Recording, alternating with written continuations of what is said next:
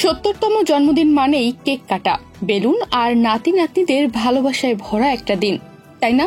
কিন্তু যদি বলি নাসার একজন নভোচারী তার 70তম জন্মদিন পালন করলেন মহাকাশ যানে চড়ে, পৃথিবীর বুকে ফিরে এসেই। হ্যাঁ, ঠিক শুনেছেন, এই মানুষটি হলেন ডোনাল্ড পেটিট, নাসার প্রবীণতম সক্রিয় নভোচারী, যিনি 70 বছর বয়সে মহাকাশ থেকে ফিরলেন পৃথিবীতে।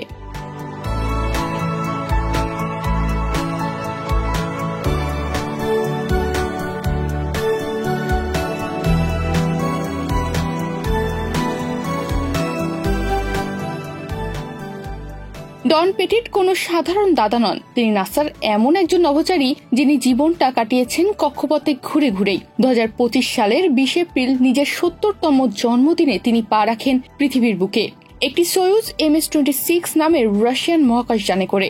সঙ্গে ছিলেন আরও 2 রুশ নভোচারী, অ্যালেক্সেই ওভচিনিন ও ইভান ভাগনার।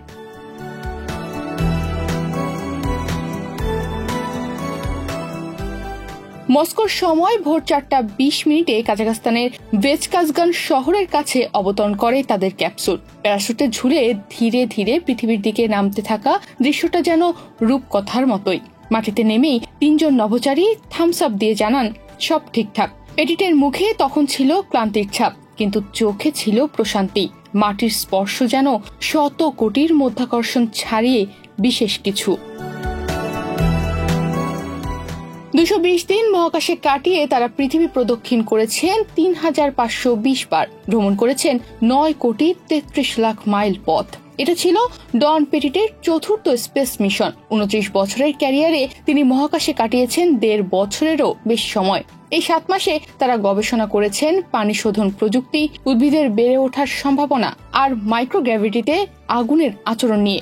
বলতে গেলে ভেসে ভেসেই তারা নতুন পৃথিবীর খোঁজ করছিলেন।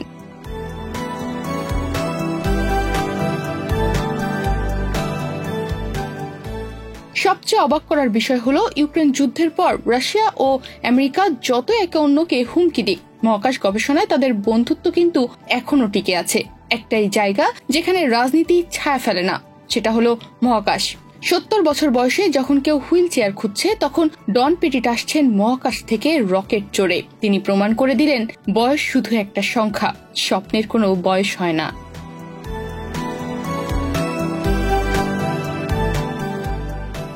তনিমা রহমান, বাংলাদেশ প্রতিদিন।